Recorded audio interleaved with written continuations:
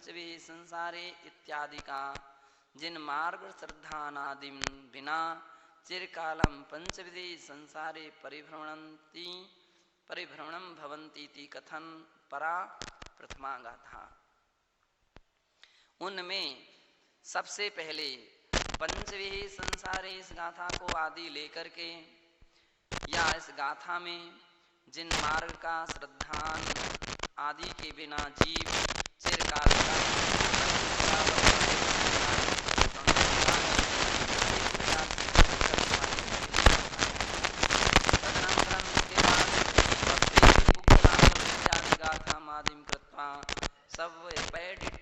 इत्यादि गाथा यावत् पंचसु कथासु क्रमसु द्रव्य क्षेत्र काल संसारस्य पंचविधस्य प्रतिपादितम अस्ति। और कह रहे हैं कि इसके बाद सव्वे भी पुग्गला खलु इत्यादि गाथाम आदिम कृत्वा, इस गाथा को आदि लेकर के सव्वे पैडिठिदियो इत्यादि गाथा पर्यंत 5 गाथाओं में क्रम से द्रव्य क्षेत्र काल भव और भाव रूप जो 5 प्रकार के संसार हैं उनके स्वरूप का प्रतिपादन है। तदनंतरम पुत्र कलत्र निमित्तम इत्यादि का गाथैका, इसके बाद पुत्र कलत्तादि निमित्तम ये एक गाथा है। यस्याम प्रतिपादितम अस्ति, जिसमें ये बात प्रतिपादित की गई है कि यद जीवा पुत्र पत्नी निमित्तम दया दानादिकम उपेक्ष धनार्जने पापाजयति संसारे दीर्घम भ्रमति परिभ्रमति थी। यह जीव पुत्र पत्नी इत्यादि के निमित्त के लिए इत्यादि के लिए दया दानादि की उपेक्षा करके और धनार्जने पापार्जयति, धन के लिए पाप का अर्जन करता है और ऐसा पापार्जन करता हुआ जीव संसारे दीर्घम भ्रमति, संसार में दीर्घ काल तक भ्रमण करता है, परिभ्रमति परिभ्रमण करता है। धर्म को छोड़ करके, दया धर्म को छोड़ करके केवल धन के लिए आज की स्थिति ऐसी दिख रही, व्यक्ति धर्म को छोड़ करके धन के लिए दौड़ रहा है, उस संसार में घूमता है। तदनंतरम इसके बाद मम पुत्तम मम भज्जा इत्यादि का गाथैका। मम पुत्तम मम भज्जा इत्यादि एक गाथा है। यस्याम प्रतिपादितम अस्ति यत् प्राणी पुत्र कलत्रेषु धन्यादि प्रभृति संपत्सु से लोभ ग्रध्या धर्म बुद्धि विरहिता सन दीर्घ संसारी। और इसके द्वारा प्रतिपादित है कि जो प्राणी पुत्र में धन धान्यादि संपत्सु और इत्यादि संपदाओं में लोभ ग्रध्या, लोभ की ग्रद्धि से धर्म बुद्धि विरहिता, धर्म बुद्धि से दीर्घ संसारे परिभ्रमति, दीर्घ संसार में भ्रमण करता है। तदनंतरम इसके बाद मिथ्यात्वोदयेन जिन धर्म निंदाया कुधर्म कुलिंग श्रद्धान युक्तो दीर्घ संसारे परिभ्रमति इत्यादि प्रतिपादयन परा मिच्छोदयेन जीवो इत्यादि का गाथैका। और इसके बाद मिथ्यात्व कर्म के उदय से यह जीव जिन धर्म निंदका, ऐसे भी लोग होते हैं जिन धर्म की निंदा करते हैं तो जिन धर्म निंदका, और अपन लोग कई बार ऐसा सोचते हैं दूसरा निंदा करता नहीं, अपन भी तो कुछ हेतु भी बन जाते हैं, कुछ लोग निंदा के हेतु बन जाते हैं कि जिससे निंदा भी होती है, तो अपन को भी ध्यान रखना चाहिए। तो मिथ्यात्वोदय ने जिन धर्म निंदायाम प्रवृत्ता, उसकी निंदा के लिए जो प्रवृत्त होते हैं, कुधर्म कुलिंग में श्रद्धान युक्ता, श्रद्धान से युक्त होते हैं, कुधर्म के प्रति श्रद्धा और कुलिंग के प्रति श्रद्धा रखते हैं, वे जीव दीर्घ संसारे परिभ्रमति दीर्घ संसार तक संसार में भ्रमण करते हैं इत्यादि प्रतिपादन इत्यादि प्रतिपादन करने वाली मिच्छोदयीन जीवो इत्यादि एक गाथा है। तदनंतरम मधु मदिरा मांस सेवन प्रवृत्ता परद्रव्य परिस्त्री सेवन तत्परा संसारे परिभ्रमति इत्यादि कथन परा अंतूर्ण जीव राशि इत्यादि का गाथी कहा। और इसके उपरांत जीव मधु यानी शहद, मदिरा यानी शराब, मांस इत्यादि के सेवन में प्रवृत्त हुआ और पर द्रव्य दूसरे के धन को, पर स्त्री दूसरे की स्त्री में सेवन तत्परा उसके सेवन करने में तत्पर रहता हुआ संसारे परिभ्रमति संसार में घूमता है इत्यादि का कथन परा इत्यादि को कथन करने वाली हंतूर्ण जीव राशि इत्यादि गाथे का इस प्रकार से एक गाथा है। तथा पश्चात जत्तेन गुणदीपावम इत्यादि का मोहवसेन पंचेन्द्रिय विषय सेवनासक्ता पाप कर्म भीर बद्धा संसारी परिभ्रमति इत्यादि कथन परागाथी कहा। और इसके पश्चात जत्तीर्ण कुणदीपावम इत्यादि का इस गाथा में मोहवसेन पंचेन्द्रिय विषय सेवनासक्ता जीव मोह कर्म के बस होकर के पंचेंद्रियों के विषयों के सेवन में आसक्त हुआ, पाप कर्म भीर बद्धा पाप कर्मों के द्वारा बद्ध होता है और संसारे परिभ्रमति संसार में घूमता है इत्यादि कथन परा गाथी का इत्यादि को कथन करने वाली एक गाथा है। तदनंतरम 84 लक्ष योनि भेद प्रतिपादिका 84 लाख योनियों का भेद का प्रतिपादन करने वाली नित्यधर धादु सत्य इत्यादि गाथा ये कहा इत्यादि एक गाथा है। तदनंतरम संजोग विप्यजोगम इत्यादि का संसार इष्ट वियोग अनिष्ट संयोग अपमान प्रभतिनी दुखानी भवन्ति व इति प्रतिपादयन्ति गाथे कहा। और इसके बाद संजोग विप्यजोग इत्यादि गाथा में संसार में इष्ट वियोग अनिष्ट संयोग अपमान इत्यादि दुखानी भवत्येव इत्यादि दुख होते ही हैं, इसका नाम संसार है। इस प्रकार का प्रतिपादन करने वाली एक गाथा है। तदनंतरम इसके बाद कम्म निमित्तम जीवो हिंडदी इत्यादि का कर्मबद्ध संसारे परिभ्रमन्नपि जीवात्मा निश्चयेन कर्म विमुक्तः प्रतिपादन परा गाथी कहा। कम्म निमित्तम जीवो हिंडदी इस गाथा में कर्मबद्ध जीव संसार में परिभ्रमण करता है, जीवात्मा निश्चयेन कर्म विमुक्ता इति और यह जीव निश्चय से कर्म विमुक्त है, इस प्रकार का प्रतिपादन करने वाली एक गाथा है। तदनंतरम संसारम अधिक्रांतो इत्यादि का संसारम अतिक्राम्य स्थित आत्मा उपादेय। इसके बाद संसार मदिक्रांतो इत्यादि गाथा है जिसमें कहा गया है कि संसार का अतिक्रम्य संसार का अतिक्रम करके यानी संसार से पार होने वाली जो आत्मा है वह ही उपादेय है। संसार से परे जो आत्मा है उपादेय है। और संसार बद्धा शुद्धात्मा तो ही यही। और संसार कर्मों से बद्ध जो जीव है संसार बद्धा आत्मा है ना ही है प्रतिपादन परा गाथे का इस प्रकार का प्रतिपादन करने वाली एक गाथा है। एवं 15 गाथा प्रमाणस्य पंचमाधिकारस्य समुदाय पातनिका विज्ञेया। इस प्रकार से 15 गाथाओं प्रमाण यह 5वें अधिकार की समुदाय रूप से पातनिका है, ऐसा जानना चाहिए।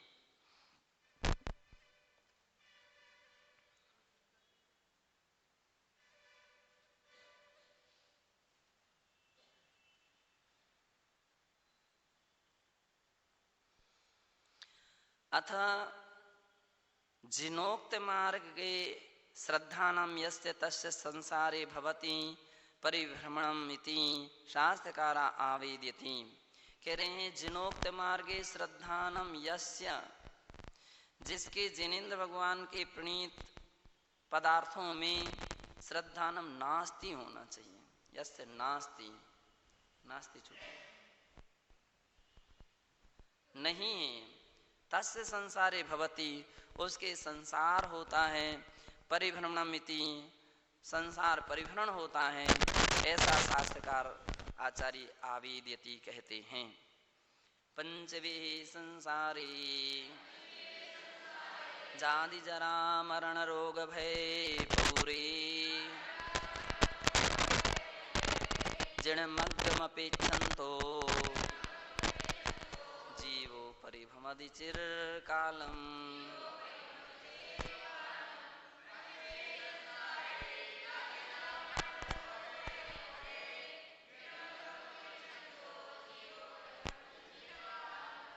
कहते हैं कि जिणमग्गमपेक्षन्तो, जिन मार्ग को ना जानता हुआ अथवा श्रद्धा न करता हुआ जीवः, जीव चिरम कालम, चिरकाल तक जाति जरा मरण रोग भय पौरे, जन्म जरा मरण रोग भय इत्यादि प्रचुर मात्रा में जो ये अवस्थाएं जहाँ पाई जाती हैं, ऐसे पंचवे संसारे, 5 प्रकार के संसारों में चिरम कालम परिभ्रमति, चिरकाल तक यह जीव परिभ्रमण करता है। सर्वोदया टीका। जिणमग्गम जिनस्य पंथानम जिनेन्द्रेण तीर्थंकरेण यो मोक्ष मार्गा प्रतिपादिता उपदिष्टा तम अपेक्षन्तो अपश्यन् अश्रद्धानः सन्। जिन मार्ग, जिनेन्द्र भगवान के द्वारा कहा हुआ मार्ग अथवा जिस पथ पर जिनेन्द्र भगवान स्वयं चले हैं, वो मार्ग क्या है? जिन मार्ग है, वो जिन मार्ग है।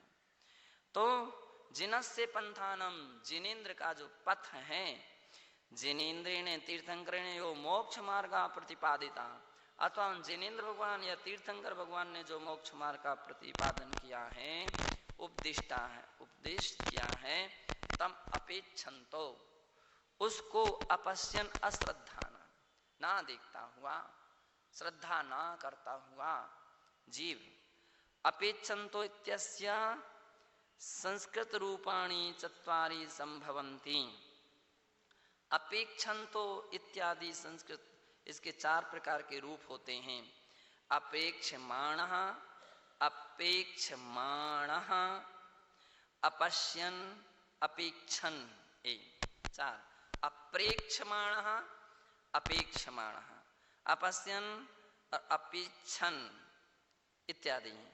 अप्रेक्षमाणः या प्रेक्षां न कुर्वन्, अर्थात यस्तच्चिन्तनम् अपि न कुरुते आचरणस्य तु दूरे कथा।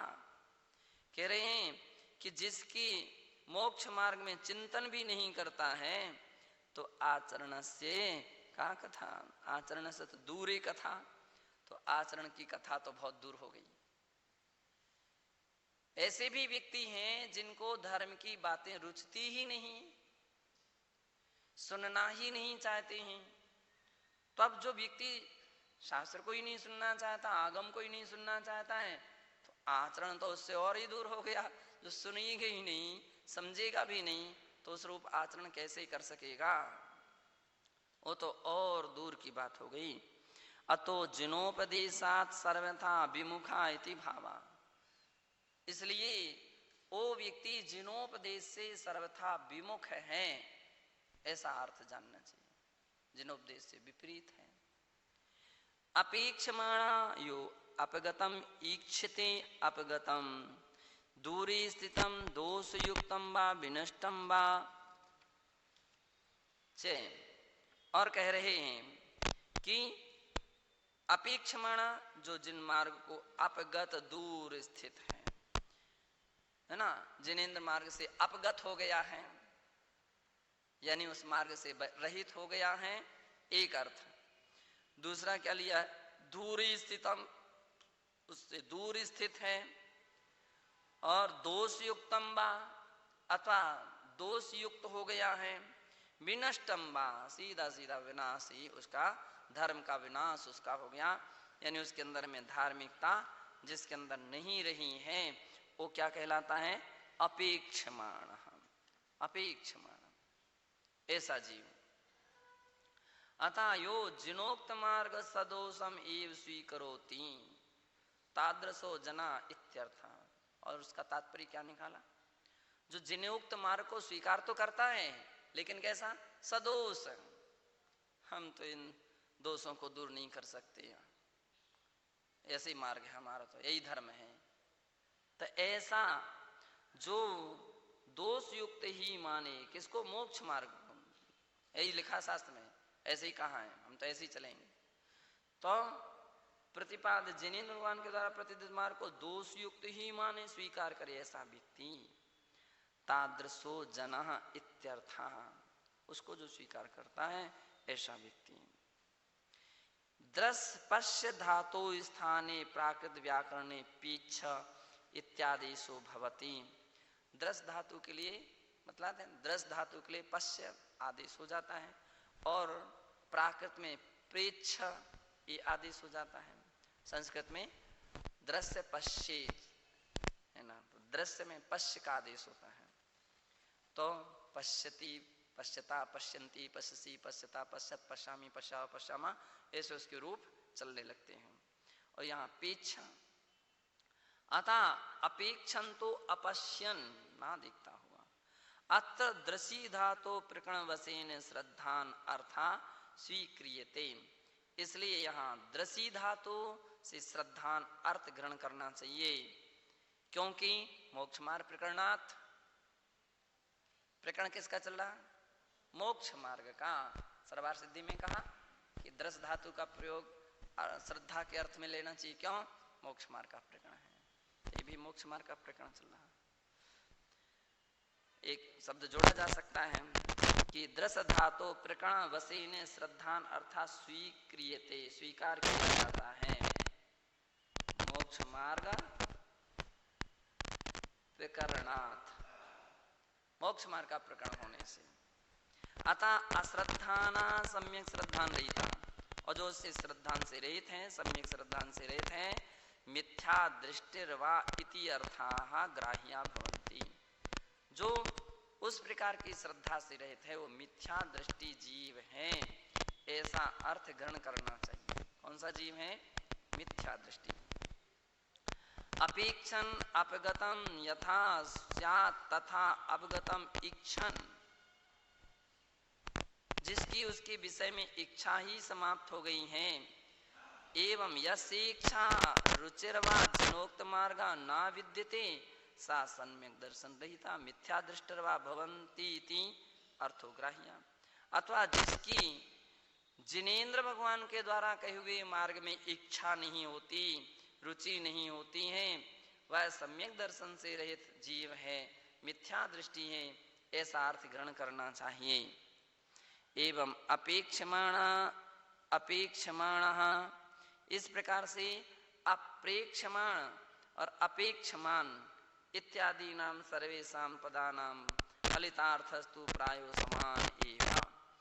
तो इन दोनों पदों के जो फलितार्थ हैं, तात्पर्य हैं, फलित अर्थ हैं, वो समान ही है, ऐसा जानना चाहिए। जिन मार्ग श्रद्धा रहितो मूढ़ एव अस्ति जनाः, जिनेंद्र भगवान के मार्ग की श्रद्धा से रहित प्राणी मूढ़ ही है, मूर्ख ही है, ऐसा जानना चाहिए। उक्तम से भगवती आराधना ग्रंथे, भगवती आराधना ग्रंथ की गाथा 39 में कहा है, मोहोदयेन जीवो उवेठम पवेणम न सद्दहदी सद्दहदि असद्भावम् उवेठम अणुवेठम वा।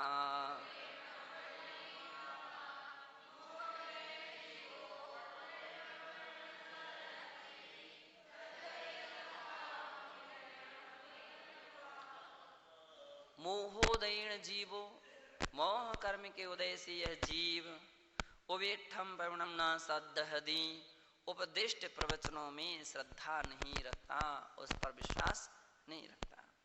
सदहदी असद्भावम, और कदाचित वो धर्म को समझने का प्रयास भी करे तो जिनेंद्र भगवान के द्वारा उपदिष्ट वस्तु के विषय में असद्भाव ग्रहण कर लेता है, गलती जल्दी पकड़ लेता है ना। असद्भाव, भगवान के प्रवचनों में तो गलती होती ही नहीं है, पहली बात तो ये ध्यान रखिए। भगवान के वचन हैं, आम व्यक्ति के वचनों में मिस्टेक हो सकती है, गलती हो सकती छद्मस्तों से, लेकिन वीतरागियों से कभी कोई मिस्टेक होती नहीं है। इसलिए उनके द्वारा जो उपदिष्ट धर्म है, उनके द्वारा कहा हुआ जो धर्म है, वो तो सम्यक ही होगा। कैसा होगा?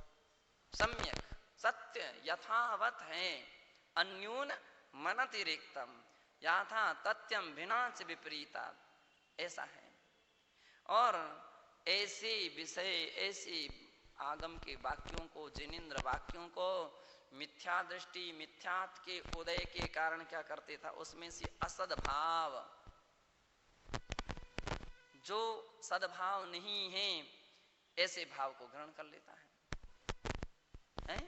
ऐसे भी संसार में व्यक्ति हैं, उवीठम व अणुवीठम, चाहे वह भगवान के द्वारा कहा हुआ हो अथवा ना कहा हुआ, इस बात को ग्रहण कर लेता है। कितने सारे लोग ऐसे रहते हैं कि किसी वस्तु के विषय में आगम के जब प्रमाण देते हैं ना, तो मान लीजिए कहीं निषेध परक कोई वाक्य आया, कहीं विधि परक वाक्य आया, अब किसी के लिए निषेध चाहिए है, तो वो क्या करेगा, विधि की बात वहां पर लिखा है, मूलाचार में लिखा है, अमुक ग्रंथ में लिखा है, अमुक ग्रंथ में क्या लिखा है, ये उसको प्रकरण।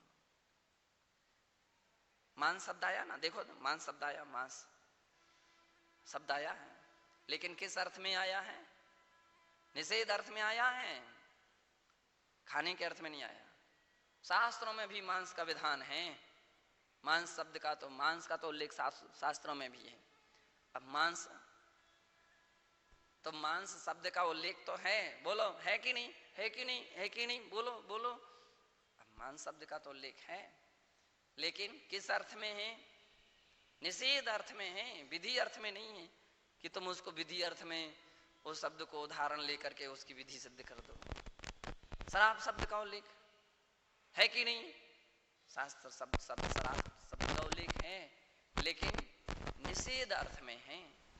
रात्रि भोजन का उल्लेख, रात्रि भोजन का उल्लेख तो है, लेकिन निषेध अर्थ में है, विधि अर्थ में नहीं है, खाने के अर्थ में नहीं है, त्याग के अर्थ में उल्लेख है। तो अब मिथ्या दृष्टि जीव तो और कुछ नहीं, हम नहीं समझते, हम नहीं जानते, वो उल्लेख है, लिखा है, शास्त्र में लिखा, सब पढ़ा है, सब लिखा है, वही लिखा है। तो ऐसा व्यक्ति लावर बड़ा कि दोंदा है? कौन? डोंडा नहीं, दोंदा। लावर बड़ा कि दोंदा? क्या? दोंदा। दोंदा क्यों बड़ा? भाई झूठ बोलने वाला तो झूठ बोल देगा, लेकिन बाद में समझाओ, समझ में आ जाए तो समझ लेगा। और दोंदा तो जानता हुआ भी नहीं मानता है, दोंदता जाता है। हाँ, दोंदता जाता है। अब जो दोंदता जाए तो उस लावर यानी झूठ, बुंदेली भाषा है, लबरा ऐसा कहा जाता है, लबरा, लबरी बातें बोला थे, जो पूछ लो कुंद सागर से, लबरी बातें। अब लबरी बातें यानी झूठी बातें, है ना। तो बड़ा लबरा है वो आदमी, बड़ा लबरा है, बड़ा लबरा है यानी झूठ बोलने वाला है। और दोंदा अपनी अपनी चलाता जाए, दोंदता जाए, वो दोंदा कहलाता है।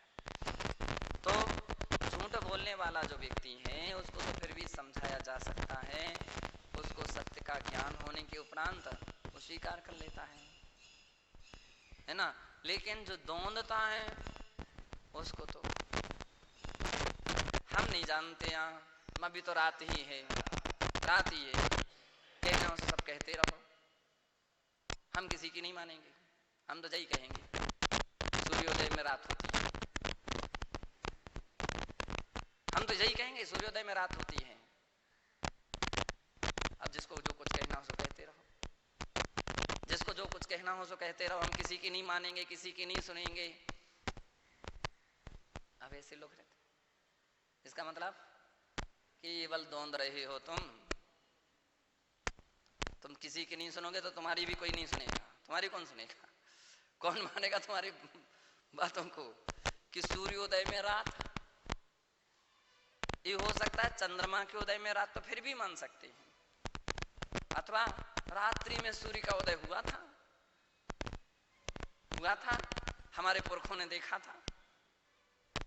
रात्रि में चाहे तुम्हारे पुरखा हो चाहे कोई भी हो, रात्रि में सूर्य का उदय, और सूर्य का उदय होगा तो रात्रि नहीं कहलाएगी, फिर रात्रि नहीं रहेगी। तो ऐसा दौंदा कहलाता है, दौंदना है ना, किसी की नहीं मानना, किसी की नहीं सुनना, वो दौंदना कहलाता है। और लावर व्यक्ति तो झूठ बोलता है, लेकिन उसको समझा दो कि भाई कितना बड़ा कर्म को बांध रहे हो, इसका कितना बड़ा फल मिलेगा, क्या तुम्हारी हालत होगी उदय में, क्या तुम्हारी दुर्दशा होगी, सोचो कुछ। तो व्यक्ति सोचता कि हाँ बात तो सही, क्यों झूठ बोलना, क्यों झूठ बोलना? उसको डर लगता है, झूठ नहीं बोलेंगे, जो भी बोलेंगे सत्य बोलेंगे, है ना। तो उसको समझा देने पर वो बिल्कुल सत्य बोलने लगता है।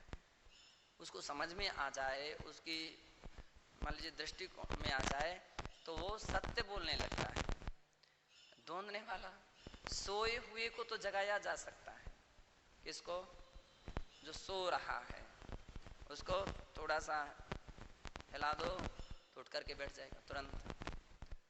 और जो बहाना बनाने लग जाए, उठना नहीं चाहता है, उठना नहीं चाहता है, उसको तो उठा करके भी पटक दो ना, तो भी वो सोता रहे। तो सोए हुए को जगाया जा सकता है, और जानबूझ करके जो बहाना बना करके चादरा तान करके सो जाए, चटाई तान करके सो, तो उसको जगाना बड़ा कठिन है। इसलिए आचार्य महाराज कह रहे हैं कि वो जीव चाहे भगवान ने कहा हो और चाहे ना कहा हो, असद भाव को ही ग्रहण करता है और ऐसी श्रद्धा बना लेता है। और जो भगवान के द्वारा कहा है उसको श्रद्धा नहीं करता है। मिच्छत्तम वेदन्तो जीवो विवरीयदं शृणोति धम्मं रोचेदिहु महुरम खुरसम जहा जरिदो।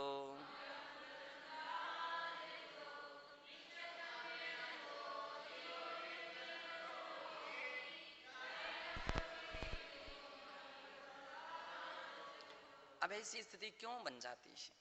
तो आचार्य महाराज कह रहे हैं मिथ्यात्व का वेदन करने वाला जीव। अब मिथ्यात्व का वेदन यानी जिसको मिथ्यात्व का उदय है, जिसको मिथ्यात्व का उदय, तो उसको मिथ्यात्व का वेदन होगा। ऐसे जीव का दर्शन विपरीत हो जाता है, श्रद्धा बिल्कुल विपरीत हो जाती है, धर्म से विरुद्ध हो जाती है।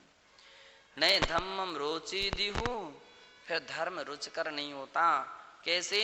महुरम खुरसम जहां जरिदो, जैसे पित्त ज्वर वाले व्यक्ति के लिए महुरम खुरसम अर्थात मीठा भी रुचता नहीं है। अब मीठा क्या? मीठा दूध जो है वो भी रुचता नहीं है, और वैसे भी मिठाई भी नहीं रुचती है उसको, अच्छी नहीं लगती है उसको। जब बुखार के तेज रहता है, पित्त भड़कता है, सब कड़वा कड़वा लगता है, उसको रुचती नहीं है। एतादृशो जीवो जीवा प्राणेवा, इस प्रकार से जीव प्राणी जाति जरा मरणो भय पौरे, जाति जरा मरण रोग भय प्रचुरे, जाति जन्म, जाति किसे बोलते हैं? जन्म को। जरा वृद्धावस्था, वृद्धावस्था को बोलते हैं। मरणम मृत्यु, मरण मृत्यु को बोलते हैं। रोगः शरीर रोगा शरीर अस्वस्था। तो इस प्रकार से बतला रहे हैं कि अस्वस्थ सूचिका, अस्वस्थ सूचित रोग होते हैं।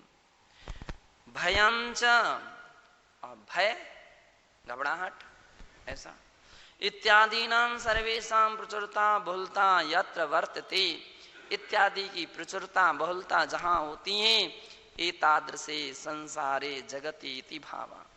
वो क्या चीज है? वो संसार है, वो जग है, ऐसा जानना चाहिए। जगत है वो, जहां इस प्रकार के भय, जन्म जरा मरण रोग भय इत्यादि पाए जाते हैं, उसका नाम क्या है? संसार है। यद उदयात उद्वेगा संजायते तद भयम। अब भय किसे कहते हैं? भय किसे कहते हैं? तो आचार्य कहते जिसके उदय से उद्वेग उत्पन्न हो। क्या उत्पन्न हो? उद्वेग। कभी अपन देखते हैं कि कोई छोटे छोटे बच्चे या और भी कोई भी व्यक्ति हैं, बादल गरजते हैं, बिजली चमकती, इससे से घबरा जाते हैं। बादल बिजली गिरी धाम से सन्नाटा छा जाता है। कहीं तोप चले तो एक दूसरे बंदूक चली, शांत हो जाता है। तो ऐसा जो उद्वेग उत्पन्न होता, उद्विग्नता उत्पन्न होती है, घबराहट होती है, इसका नाम क्या है? भय है। धवला ग्रंथे च प्रतिपादितम, ऐसा धवला जी में कहा भी है। कहाँ? छठवीं पुस्तक के पहले सूत्र के 9:1-24 में कहा है। कम्मखंदेहि उदये मागदेहि जीवस्य भय उपज्जयी, ते सिंभय विधि शरणा कारणे कज्जुवा वयारादो।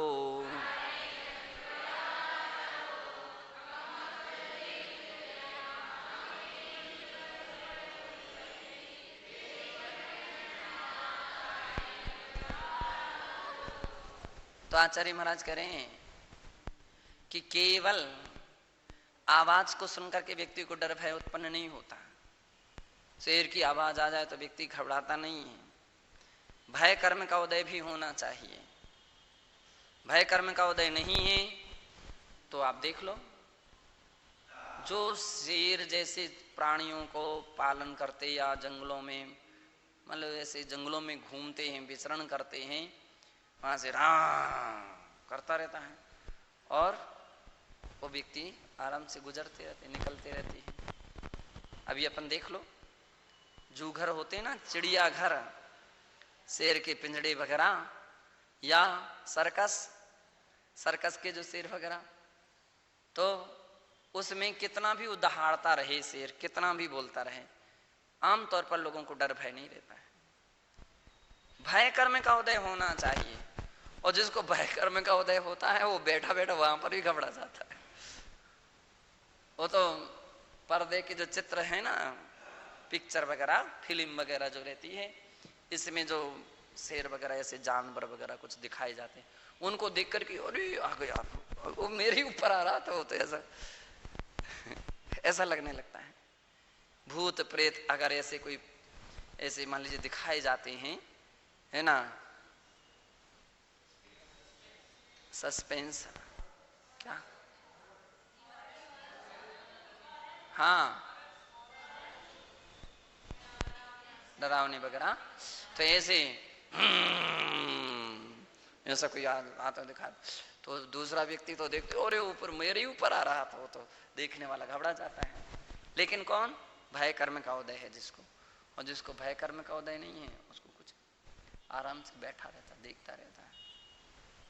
तो आचार्य महाराज यहां पर कह रहे हैं कि इस प्रकार से कर्म स्कंधों की भय संज्ञा है और कारण में कार्य का उपचार करने पर उन सारी सामग्रियों को भी भय का मान हेतु मान लिया। ये भय हुआ, इनसे भय भी, इनसे भय होता है। चूहे से भी भय होता है और बिल्ली से भी भय होता है, सर्प से भी, कहीं छिपकली से। तो व्यक्ति की स्थिति है। भयम सप्तविधम उक्तम। और भय कितने प्रकार का होता है? एह लोक भयम, परलोक भयम, असुरक्षा भयम, अगुप्ति भयम, मरण भयम, वेदना भयम, आकस्मिक भयम चेति मूलाचारी। मूलाचार में 53वीं गाथा में कहा, एह लोक भय, परलोक भय, असुरक्षा भय, अगुप्ति भय, मरण भय, वेदना भय और आकस्मिक भय अत्र विस्तराह। अब इसका विस्तार करते हैं। मम इष्ट पदार्थ वियोगो ना स्यात्। मेरे इष्ट पदार्थ जो हैं उन इष्ट पदार्थों का कभी वियोग ना हो, और अनिष्ट पदार्थ संयोगो ना स्यात्। अनिष्ट पदार्थों का भी संयोग ना हो जाए। इत्यादि का क्रंदनात्मकम भयम यह लोक भयम। इत्यादि प्रकार से इसका जो क्रंदन, रोना चिल्लाने की जो आवाज होती है उसको क्रंदन कहते हैं। ऐसा ना हो तो फिर भय है। कौन सा भय है? एह लोक भय, एह लोक भयम। और कई बार ऐसा देखा जाता, अरे सिर ना जाए, सिर ना जाए, सिर ना जाए, है ना, वो आ गया आ गया आ गया आ गया, हो व्यक्ति चिल्ला पड़ता है। तो अनिष्ट संयोगच और इष्ट वियोगच वे चले गए तुम्हारे, तो भाई भी तुझे है क्या कहा, क्या कहा? अनिष्ट इष्ट वियोगज और अनिष्ट संयोगज अवस्था में व्यक्ति के श्लोक भय होता है। परलोके अन्य जन्मनि दुर्गति संयोगो मां भूत सुगतिश्च च्युतिर्ना स्यात् इति भावी जन्म विषय को या त्रासा सा परलोक भयम। इस जन्म में, इस जन्मनि दुर्गति संयोगो मां भूत, अब इस जन्म में दुर्गति ना हो अथवा भविष्य में दुर्गति की प्राप्ति ना हो, दुर्गति की प्राप्ति ना हो, कोई तकलीफ ना हो, कोई कष्ट ना हो, कोई कह दे किसी से तुम्हारी नरक आयु का बंध हो गया, तो व्यक्ति ही घबरा जाएगा। वेदना, अरे अगर यहीं पर कह दे बल अनामुक व्यक्ति के लिए तुम्हारे लिए फांसी की सजा हो गई, फांसी की सजा, तो फांसी की सजा सुनते ही आमतौर पर लोगों के हार्ट फेल हो जाते हैं, बीमार हो जाते हैं, अथवा बिल्कुल खाना पीना में रुचि नहीं होती है। बिरला ही कोई व्यक्ति होता है जिनकी फांसी की सजा सुनाई जाती ना, तो उस समय वजन लिया जाता उसका, सारे स्वास्थ्य के सारे टेस्ट लिए जाते हैं, वजन लिए जाते हैं, सब कुछ उसकी फोटो ली जाती है। कब? सजा सुनाने के पहले। और जब फांसी पर चढ़ने की नंबर आ जाता, समय आ जाता है, उसके पूर्व क्षण में पहले, कुछ समय पहले भी वही सारे की सारे टेस्ट और वही फोटो सारी सामग्रियां ली जाती है, फिर देखा जाता है। तो अधिकांश लोगों के क्या हो जाते हैं? वजन घटे हुए रहते हैं, चिंताओं के कारण, चिंता के कारण सोच शोक में नींद भी नहीं आती। क्या करूं? कोई ना कोई तरीका, कोई ना कोई उपाय, कहाँ रिट क्या है वो, रिट दायर करें, कहीं क्षमा माफी नामा पत्र लिखें, है ना, और राष्ट्रपति सुन ले तो अच्छा है, हमारी सजा माफ हो जाए तो अच्छा है। इस प्रकार की वो चिंता में किससे कहाँ से संपर्क बनाए, कौन व्यक्ति से संपर्क बनेगा, कहाँ से सुनाई हो सकती, किसकी वहाँ तक पहुँच है, कैसे उनके विचारों को बदल सकता है, ये सारी चिंता में व्यक्ति बिल्कुल सूख जाता है, सूख जाता है। जब इस लोक की हालत है तो परलोक के विषय में तो नरक आदि दुर्गति के विषय में तो कहना क्या है। अंतर इतना है कि तो अपन को सामने आमने सामने दिख रहा है, दुर्गति तो दिखती नहीं है, नरक आदि गति दिखती नहीं है, तो व्यक्ति के लिए उस प्रकार के दुख और वेदना का डर नहीं हो पाता है। लेकिन जो समझते हैं उनके लिए तो भय होता है। परलोक भय कहा जाता है, परलोक भय है। तो अन्य जन्मनि दुर्गति संयोगो महाभूत, अन्य जन्मों में दुर्गति ना हो और सुगतिश्चितो ना स्यात्। देवताओं की गलमाला इसलिए मुरझा जाती है कि गति छूट जाएगी, अब ये पर्याय छूटेगी, ये सब सुख जो हैं वो सामग्रियां छूटेगी, इसको लेकर के उनको दुख होता है। भावी जन्म विषय को या त्रासा, भावी जन्म के विषय में जो त्रास है, दुख है, उसका नाम परलोक भय है। प्रतिशयम पदार्थो नश्यति, प्रति क्षण पदार्थ विनष्ट हो रहा है। एवं क्षणिकैकांत पक्षे आत्मनोपि नासश्चेत् तद रक्षणे तु मम अक्षमता असमर्थ्यमिति चिंतनम अरक्षा भयम एव। अब कह रहे हैं कि प्रति समयम पदार्थ नश्यति, प्रति क्षण पदार्थ नष्ट हो रहा, क्षणिकैकांत पक्षे, क्षणिकैकांत पक्ष में आत्मनोपि नासश्चेत्, आत्मा के विनाश हो रहा है। तद रक्षणे तु मम अक्षमता, उसकी रक्षा में तो मैं समर्थ नहीं हूँ। असमर्थमिति चिंतनम, मैं असमर्थ हूँ। असामर्थ्यम, मेरी सामर्थ्य नहीं है, असामर्थ्य है, ऐसा चिंतन करना अरक्षा भयम एवं। ये क्या है? अरक्षा भय ही है। सतोपि नाशो भवति, असतस्य उत्पाद संभवती इति मतमाश्रय तो जनस संसार नाशात्मक मुक्ति अवसरा कुतः इति या व्याकुलता सैव अगुप्ति भयम। सत का नाश हो जाता है, ऐसे भी लोग हैं, मेरी आत्मा का मैं खत्म हो गया, मैं मर जाऊंगा, मैं ऐसा हो जाऊंगा। कौन मरेगा? कौन मरेगा? मरेगा तो मृत्यु होती किसकी? शरीर की, आत्मा की मृत्यु नहीं होती। लेकिन जो इस सत्य को समझता है, जो इस सत्य को समझता है, उसकी तो श्रद्धा हो गई। और जो बोला नहीं, आत्मा और शरीर एक ही है, शरीर क्षीण हुआ कि आत्मा क्षीण हो गई, कमजोर हो गया हूँ, अब उठते नहीं आता, चलते नहीं आता, बैठते नहीं आता, कुछ भी करते नहीं आता, आहार भी नहीं होता, अब क्या होगा? हे भगवान, हे भगवान, हे भगवान, हे भगवान। ऐसी जिसकी स्थितियां चलती हैं, आचार्य कहते तो अगुप्ती भय है उसको लगा हुआ, जबकि सत्य का विनाश होता नहीं और असत्य का उत्पाद भी नहीं होता है। तो इति मतम आश्रित्यो, लेकिन जो ऐसा मानते हैं, क्या मानते? सत्य का विनाश, असत्य का उत्पाद मानते हैं। उस मत में आश्रय प्राणियों के जनस संसार नाशात्मक मुक्ति अवसरा कुता, उसके लिए संसार से के नाश से उत्पन्न होने वाली मुक्ति का अवसर कहाँ है? इति व्याकुला से अगुप्ति भयाम, इस प्रकार से व्याकुलता होती है जिसको, या जो वो व्याकुलता का नाम अगुप्ति भय है। मम मरणम ना स्यात्, मेरी मृत्यु ना हो जाए, सर्वदा जीवन एव श्याम इति इच्छता, मेरे सदैव जीता रहूं, ऐसी जो इच्छा है।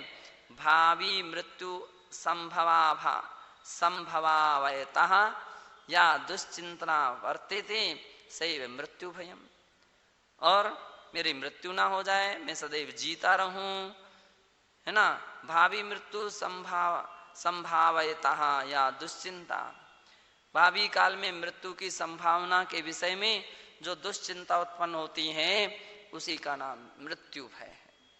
मैं मर जाऊंगा, मैं मर जाऊंगा, मैं मर जाऊंगा, मुझे बचा लो, मुझे बचा लो, मुझे बचा लो। कोई डॉक्टर, कोई वैद्य, कोई हकीम, कोई औषधि, कोई दवा। अरे भाई, कर्म के सामने डॉक्टर वैद्य हकीम मणि मंत्र तंत्र बहु होई। ऐसा तो आपको अध्ययन है, चिंतन है, श्रद्धान है, तुम भय नहीं है। लेकिन जिनके लिए इस प्रकार का ज्ञान नहीं है अथवा ज्ञान होकर के भी श्रद्धान नहीं है तो घबरा जाता है, उनकी तो हालत ही विचित्र हो जाती है।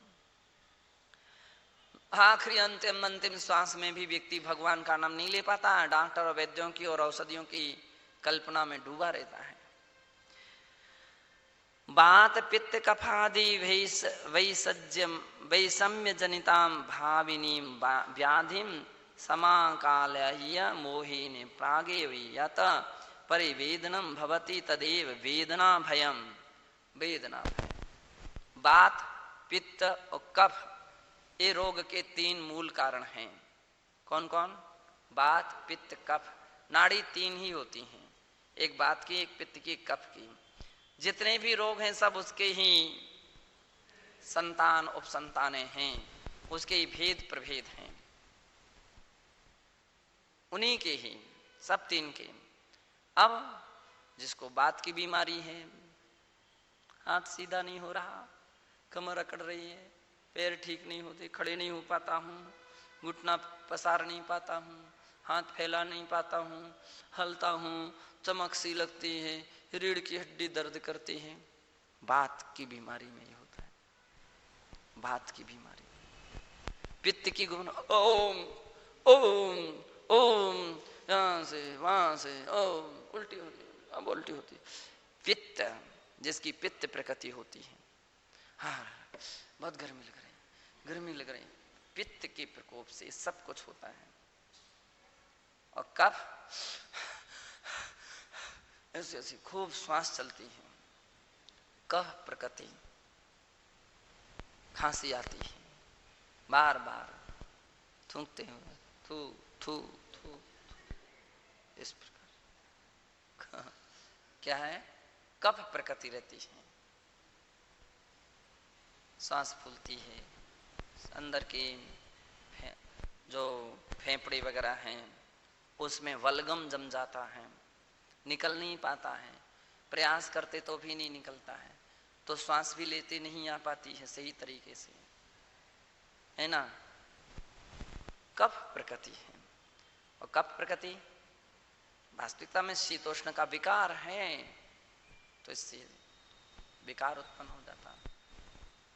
तो आचार्य महाराज कह रहे हैं, बात पित्त कफादि वैषम्य जनिताम, इनकी विषमता से उत्पन्न होने वाली भाविनी व्याधि, भावी काल में व्याधि, समा कालव्य मोहे ने प्रागेव्यत परिवेदनम, इस प्रकार की अवस्था को प्राप्त होने पर या उसके पहले ही मोह के कारण जो परिवेदना उत्पन्न होती है वह वेदना भयम, वेदना भय, निरंतर उसी में उपयोग लगा रहता तो आर्त ध्यान चलता है, पीड़ा चिंतन।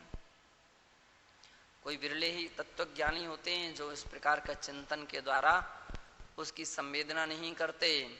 बाकी के लोग तो संसार बड़ा विचित्र है, जितनी जाप डॉक्टर वैद्य दवाई की करते हैं उतनी भगवान की कर लेना तो उनकी व्याधि अपने आप समाप्त हो जाएगी, नहीं हो पाती। ये बीमारी जितनी बीमारी का नाम जितनी बार उच्चारण करते भगवान का उतना उच्चारण नहीं हो पाता है। तो इसका नाम है वेदना भय। अहम सदा निरोगो श्याम, अब मैं सदैव निरोग हूं, कदाचिदपि में रुग्णता ना स्यात्, किसी भी प्रकार की मुझे रुग्णता ना हो, तथा विद्युत्पात शिलापात यान दुर्घटनादि भीमम प्राणनाशो ना स्यात्, मेरी कहीं बिजली ना मेरे ऊपर गिर जाए। ऐसे लोग रहते हैं, है ना, बिजली चमक रही हो बाहर निकलने में बड़ा घबराहट होती, अरे कहीं बिजली ऊपर ना गिर जाए। अब बतलाओ, बाहर निकलने में तुमको घबराहट हो रही है, तो बिजली के लिए तुम्हारा मकान कोई इतनी लोहे का है क्या?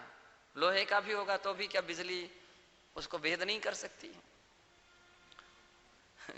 एक महाराज थे सिद्ध सागर जी नाम के, लाडनू वाले, तो चुल्लक जी थे, शुल्लक जी, तो क्या बादल गरजते और बिजली चमकती तो कितनी बार पे तखत पर बैठे हुए भी तखत के नीचे घुस जाते।